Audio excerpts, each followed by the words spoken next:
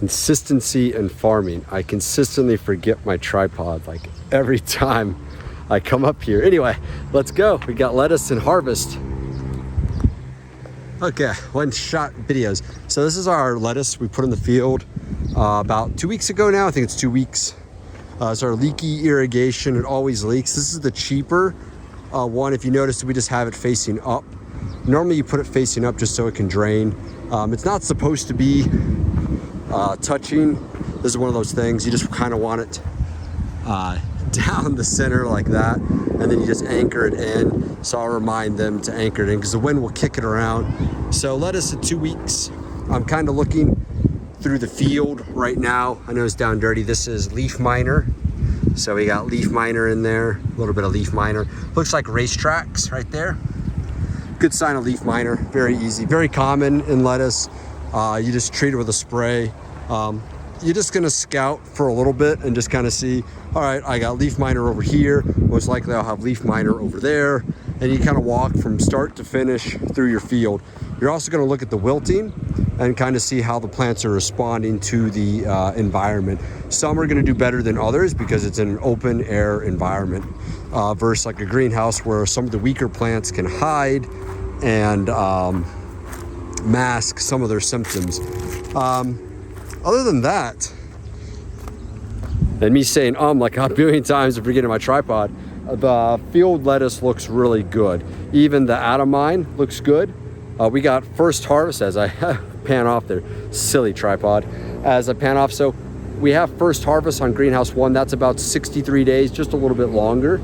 And then I'm gonna take a look at nursery and then kind of go over the game plan for today. I have a huge battle with mite and thrip, but I don't have a problem with mite and thrip outside, which means you probably don't need to net in and fully enclose your greenhouse. There's no benefit unless you're actually climatizing it, which we are not. We're just kind of using it in our climate. So let's take some good lettuce pictures. These are looking really good. Not a lot of losses, which is great to see for 2 weeks into it. Means that they're adapted well to the environment. Got the kids up here today. Got the American football going. Got Trina over there. Let's go pop into nursery while everyone has fun. We'll go work. Maybe we'll use this pavilion one time for like a first harvest for lettuce. Toss it. Toss it. Ball. Toss ball. Yeah, you're out. All right, let's go take a look and see how our Rijk Zwaan Romain is doing. I can already see it through here. It had a very good germination. This has been about 2 weeks. So it's got a really nice germination. That tray was not filled out. So there's about 10,000 seeds of Rijk Zwaan's Rincon lettuce. Overall, really good germination rate. I can't complain with the seed quality. They are the prills, so they're not just the regular seeds, so they're encapsulated seeds. I don't have much to go over. I have other videos I'm really super delayed on where I talk about that better, but right now I see very uniform growth. I have no reason to go in there other than just to check moisture levels, and right now it's kind of a cloudy, overcast day. Probably didn't drain off. I can see in here it's pretty dark, so I don't see any reason to micromanage too much. They look happy. There's a little bit of dew on it, and in terms of like water content, of course that's always misleading with cocoa, but I have no reason to go in there. And the less reason I have to go in there, less chance of me putting any viruses, fungi, or mites that somehow come from there into here. I have zero issue here, but I have a ton of issue inside greenhouse 1. So let's go check out greenhouse 1, greenhouse 2. So guys got a lot of crates, so it's probably going to be a good harvest. Normally the first harvest is about a couple 100 kilos. It's been looking really good. I really, in the past couple of videos, I kind of didn't update what date it is, but about day 63 is kind of where the crop's at. This is Trina, just kind of hanging out. Go pop into here. All right, foot bath. Ooh, nice. Crazy amount. So that one's definitely iceberg. Let's go walk through here. And then Amandine's doing pretty good. We're not doing anything crazy with our lettuce here. And these guys are the same age as the field. So they're just growing a little bit faster, probably growing faster because they're inside here and they can trap some of the humidity. But we're not doing any amendments other than just a foliar spray, an insecticide, and a fungicide. But these guys are looking really good. They're not gonna hopefully have any issues with leaf miners. Normally you don't have that inside. Spacing looks good, but this looks like all, what does that look like? Ooh, this looks like all iceberg. So this is iceberg at 2 weeks inside the greenhouse compared to the field. There's a little bit of dampening off right in there, but nothing crazy to look at. That could be either just due to water content, just because we're watering overhead. You see our secret weapon here is our drip is kind of old. It doesn't work as well as we'd like in terms of delivering nutrients. So a lot of the amendments that we're doing to our iceberg is going to be foliar. This actually could be sun because we've had a hot week. Whenever you start seeing your lettuce just kind of like get in there, most likely it's due to sun. And those are the lower leaves. So I'm just kind of scouting it out and taking a look at what the content is. These guys are getting full sun. There's no shade nets, so we don't have any issues with that. I know in the nursery in the past videos, whether I have or haven't uploaded some of them, one of the issues we had is that there wasn't enough sunlight getting into the plant, and your plants want full sun, as much sun as you can, because that's like the powerhouse of the plant, especially lettuce. The faster it can get that sun, the faster it can grow. And you can see that the right humidity, right climate environment, it's pretty good overall. So I don't have any much complaints with that. Most likely this is a heating issue of itself. Amandine looks really good. It looks like it's a nice Salanova type, where it's a nice wavy, crinkly lettuce, which is really nice and looks really delicious already. I could probably already eat one of them if I want to, so I'm probably going to test it. I'm really kind of confused if that's going to be the Salanova or this is going to be the iceberg. You see how it has kind of just a different pattern into it. So this might actually be the iceberg, and that might be the two Salanovas on that side. I think on past videos I said that was an iceberg, but this one could be the iceberg. That's the Salanova, as I pointed out. But I don't see too much. You see a little bit in here, but you can also see where it's kind of dry right in the center there, so it's probably not getting as much. So I'll make that note that we straighten up our lines and run it, and then just kind of just walk through once a day and give it a good hose. Lettuce just needs to be kept cold. Our environment during the season is kind of about 21 to 30 C. It really fluctuates throughout the day depending on cloud cover. And right now we've had this big cold shear sitting across the Philippines, so it's kind of messed with our actual weather patterns that we've had in the past. So, you know, we're just kind of playing it by ear. But iceberg, I see a little bit less wiltiness on the lower leaves than I do the Salanova, and that could just be due to temperature changes. A lot of that's going to be like that, and we're not too worried about it because iceberg takes like 60 days to form a head.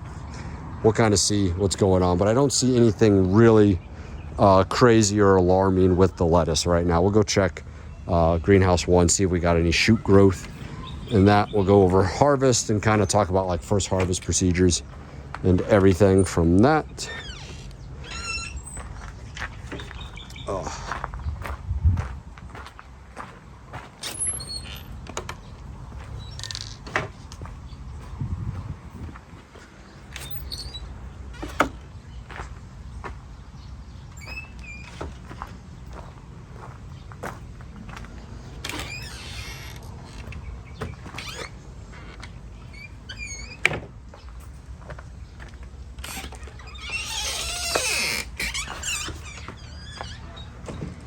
Okay, so first harvest. So one of the big changes we made last week is we started going into barrel mixing because of our spray concentrations. This should hopefully provide a better consistency. And this one is actually starting to fill out. I almost feel like we should wait longer, but what we're having problems with these guys getting that, and we're having the issue with our top where they're getting constantly attacked with thrip and mite. But there is signs of new growth starting to take hold here, and that's kind of, you know, we're gonna have this big harvest, we're gonna drop a bunch of fruit, and then it's going to hopefully shoot up So you can see there's a little bit of new growth into there. So there is signs of new growth after that 1 week pause, but they're getting constantly attacked inside there. So we'll be able to drop some fruit and some weight on these guys today. It should be a good harvest. We'll get an average size to ratio, and then it'll allow the plant to focus more. I'll put it back into vegetative state, suffice generative, where I've been doing. And just because the generative hasn't been producing, it's been producing and it's been getting attacked. So we're going to want to make sure we adjust that. Everything else has been kind of weird this time. These guys are kind of small. Guys are already doing their thing. So we'll see what type of harvest is. But right now I'm really mainly looking at the shoot growth to see what I sprayed last week. I want to see a plant like this, where it has a lot of flowers, and then I'm going to prune it out. This one looks really nice, other than it lodges. See, there's something about this variety where it just wants to lodge. I want to see a plant like this, where it's actually setting up sides. I know I could get a little bit better pictures, but I don't have my tripod on me. So overall, it's not a bad first harvest. It's looking to be pretty strong. Looks like we did get some follow-on growth, so it looks like we were able to keep the mite and thrip at bay for this week. I do see some wiltiness and weepiness right there, which is alarming, which reminds me I got to check a plant in the very back. There's a plant that was weeping last week. Of course, I haven't uploaded the video, so you guys haven't seen it, but I'll upload that one, and we'll see if we're having any other issues, because we had irrigation issues, and we talk about blossom end rot, and you can see right here where the plants are just much shorter. And that could be due to the way it's being fertigated, is that back here, about the last 10 meters of the greenhouse, there was issues in irrigation, either too much or just not enough, and we weren't able to pinpoint it soon enough. But I don't see the plant that was having the issue. It was this one. It was this one the week prior, and it was this one. So this is where it gets weird, where it's either not getting enough water or too much water. But I think it was that plant. See how it's kind of, its past leaves are very flaccid and very weak. So that could be any number of issues. So I might just drop its fruit load and then make it reassess itself. And that's kind of one of the easier ways. You can see the damage that thrip causes to your bell peppers when they actually just get in there and scurry across it and eat it. And I had some good pictures last week where it was eating through a lot, and then we had a lot of blossom end rot. So I'll make sure I take some blossom end rot video and pictures, just so I can kind of show some of those issues this week and talk about blossom end rot. So let's see, here's blossom end rot. We caused this ourselves by not having good water practices, and by not having good water practices, it creates that blossom end rot where your plant is desperate for calcium and it's not able to get it. So we had those issues too. But otherwise, these guys look like they're doing a lot better. There's a lot of big leaves, but just the way that they're fanning out is alarming. So those are those issues too, of course. This one is okay. It just seems kind of stunted. So it's probably an evenness in the way that we're mixing our nutrients. So I'm going to take a look at that. All right, picking the perfect pepper. Which one's the perfect pepper? That one? All right, so picking bells. I like to be like a perfectionist when it comes to picking bells. So you want 4 lobes. So 1, 2, 3, 4. And then when you feel it, you want to make sure that it's actually really thick. You can see where it's got pressure put on it. That's where one of the big issues are, and why we cut off and de-leaf our plants so much. So this is a good one. We are noticing signs this week that we have our first sucking and biting insects in there. We also have our previous blossom end rot. This is what blossom end rot looks like, and this is due to the watering issue I explained. I know I haven't uploaded it, but I explained that this is a watering issue. You either watered too much or you watered too less. In our case, it was probably too less, and that there wasn't enough calcium being delivered. We also have new cocoa peat that will also slow down your blossom end rot. So we had a little bit. It doesn't mean there's anything wrong. I'm just going to chop it off. This is going to be family consumption, other than the ones that are actually eaten. We don't want any of those. So let's go into the pandemonium of the greenhouse of getting our child labor to pick the perfect pepper. All right, evil one. All right, so you have a comparison. You found one. All right, no. Oh, it is now. That one was not ready because it's too small. Hold it up to that one. Compare and contrast. Yeah, that one's not ready. Okay, well, so I have to compare them? Yes, I will be with you and we'll compare. We need to compare them and it has to be good. Wait, compare. There we go, compare and contrast. How's that one? Ooh, that one looks really good. Make sure you try to get the full tip off. Ooh, this Don't one's good. break it in the half there. Dad, look, Try to get, is that one good? Yes. Feel it. Does it feel nice and firm? Yes, it's nice and firm. Can you come look at it? Okay. See? What about that one? That one looks a lot better. This one? Spray hands, wash feeders. Here. This one? That one. That one looks really good. All right, watch. So there's a trick. You just pull that right off. Here's an example. Okay, let me get the other one. So it's not soft. Oh, Dad, I found the perfect one. You found the perfect one? Let's try it. Yeah, so you have to like look at how it. See? All right, let's grab it. I Let me feel grabbed. it. Okay, hold on. Right at the very tip. All right, you're just gonna lift up. Perfect. Try to cut it off a little bit more. This one's close. It's still not quite, but it's okay. Close enough. I need to drop fruit anyway. Did you find another one? Oh, that's a good one. Let's get that one too. Hold on. Very tip. Very good. Pull. Gentle. Very good. What about these? That one's actually. How's that one? Is that one good? Ooh, What'd you find? feels nice. And it's big. No, it does look that. It could be bigger though. If it's kind of squishy, pass on it. No squishy peppers because they're going to get destroyed in shipping. See? No squishy peppers. Not That looks really good. squishy All right, and let's big. pull it. I got it. I want to pick. No. Fine. I'll let you pick some, but I'm gonna have the comparison. It's close. This one could be filled out a little bit better, but it's nice. Kids like doing harvest. This is kind of the crop things. You got to teach them, so you got to be willing to break a few bell peppers or some eggs or whatever the saying goes. But we're just dropping a little bit for. Ooh, that's a good one. Yes.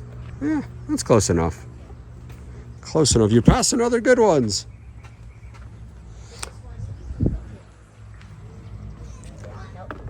Crazy harvest video. No, I don't have my tripod.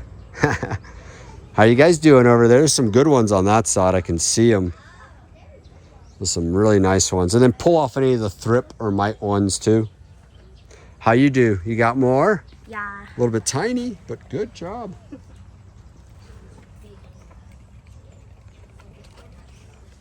Look, Rissa, look at this one. This one's nice. I've got two already. Very good. Put it in my hand. There you go. Go get it.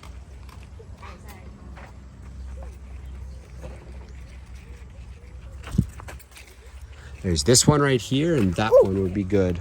I found two. There's a lot right here. You guys are just walking by like lots of money. Bug. There's some good ones on that side right there. There. This one. That one. That one. Yep. That one right there. That one is good, Gek. Dad, I found one good one. Yeah, that one looks good. I like your compare contrast. Looks really good. This one's super good. That one's super good. Is it nice and firm? Yes, nice and firm. Okay, let's grab it. Gentle. I'm being gentle. Gentle. Good job. Yep, that was good. No, I hold. Okay, don't drop. What about this one? Did you want to pull this one? Yes. It's a little soft. Yeah, it might get destroyed. Let me look some No, more. it's okay. I think we can pull it. Yeah, I just passed one. No, really good. No, I didn't.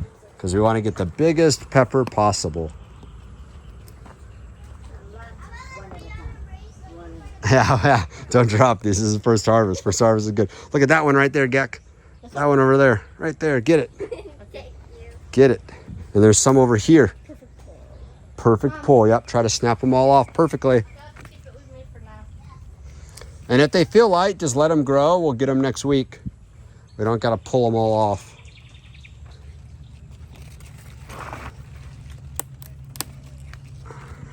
This one I'm pulling off because it's got some thrip. It won't be a perfect pepper. It'll be a rejected pepper. Dad, what these two? I feel it. Does it feel nice and firm? It's not squishy.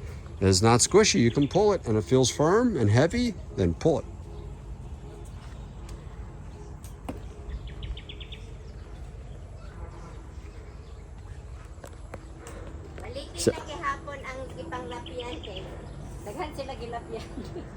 So if you like the content, The best one, right? yeah, don't pull that one. So if you like the content, give me a like, a subscribe, comment down below, ask me any questions, and together we can grow this channel.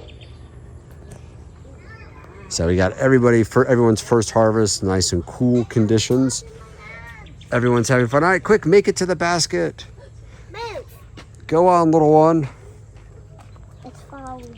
So this side looks like it's going to be a little bit slower in terms of harvest. And this one looks like we can drop a little bit more. So the kids are out here just helping. That one's good to pick. Just cut it off at the edge. As long as it's not squishy, you can pick that one. We're looking for squishies because if we ship them, it won't be nice. So as we drop fruit load, we're hunting for these type of peppers where they're not gonna have any issues. Nice 4-lobe pepper. And what'd you find? What'd you find? The perfect pepper? Good job. Try to keep the tip ends. The longer you keep that tip in, the better the pepper. So this will be fun to edit later as I zoom around and bounce around. I bet I'll get like 2 seconds of video out of this one because it'll be just too much. But overall, not bad. Good first harvest. Been kind of a pain to get to this point, but I'm really encouraged by the sign of the growth. This side is starting to really come back. We're gonna have to start deflowering on that side. We have Blossom Interrot to fight, which is gonna be one of those things, but at least I'm seeing the rebound of the flowering. So I'll probably do more flowering spray this week than I have done in the past because I'm gonna try to push it. Some of these like anemic plants or they just kind of look like they need more leaves. So I'm gonna put it back into vegetative state, even though I have a fruit load on there. I'm gonna keep it in a vegetative state. And then that'll hopefully promote some shoot growth and some leaf growth. And that just means taking it to where I do more calcium nitrate and I bring the EC back down instead of, normally right now we're running about a 2.7. That's kind of like the area that you end up being in with your EC into your bags. So I'll lower that back down to maybe like a 2.2. And that'll hopefully promote more of this upward growth because this is what I need for my plant is to start looking like this. This looks like a nice plant. It's starting to get upward mobility and only some sides of it have actually done it. So I got everybody working hard this Saturday. Everyone's having fun, dropping peppers. Mama's hunting. So we got everybody working in there and getting this first crop into that. But yeah, this is what I was talking about is that you can see where it's just kind of stunted itself right into here, and that's where we really don't like that, and that's just due to how damaging the mites and thrips can be. It just means it adds 30 days. So 30 days is what it's going to take to get another harvest out of this plant, and that's what prolongs it because every time you run it, you have to do spray, you got to do maintenance, you have all those other costs that are kind of coming into your greenhouse, so you're already 30 days behind. So we're going to do a harvest now. Now we start harvest next week, and then hopefully it has enough time where it's flowered and fruited, and then hopefully 2 weeks from there we'll be able to have another harvest off that one plant. And that's the thing, it lowers your costs. You need 2 kilos of plant to really produce enough income to make it worthwhile to do bell peppers, and that's why it's such a high intense crop. Luckily this side over here has more tinier fruits because it looked like it was just a later development than the other side. The other side produced bigger fruit. So those are the big things you kind of want to like look at. Okay, now the initial rush of kids and pandemonium into the greenhouse. So as we go through this, one of your processes is to make sure that you pull off any mite infested or any other ones. So you're dual purposing your labor, either yourself or your farm hands, and you're actually doing maintenance on top of it. So you fix trellis lines, you remove bad fruit or mite infested fruit, and then you actually redo that, and then you do any cleaning and pruning. So what mite infested fruit would be like is this one. This one will never be a beautiful pepper, so you just pop it off as well because it's just sucking the nutrients from the other ones. So you just don't want to mess with that. So you just remove it because it's not going to be a good pepper that you would be able to market and sell. Other things I get to do as a supervisor for all this is I get to spot check and find all the missed plants. One thing we could also do is take a razor blade and do that in there. That'd probably produce, because you really want to keep that big one on there. And as you see, how do you know when to pick it? When it gets this like very dark green and it's not squishy, that's when it's time to pick. So if it still kind of looks wonky, you can leave it for a week and this one's going to fill out a little bit more. So we'll leave that one on there. Of course, as long as you have the ability to keep feeding it. This one right here, this one's good to go. It's a nice dark green as I feel as I squish it right there. Just pop it off like that, right at the tip. It has a little bit of damage on it, but it's a nice overall pepper. So probably about 200 grams on that one. This is kind of one of the things. You're also going to delodge them. See, like I told you, like this variety just seems like it wants to always like grow to the center. So you just have your guys pop it out like that and super easy check.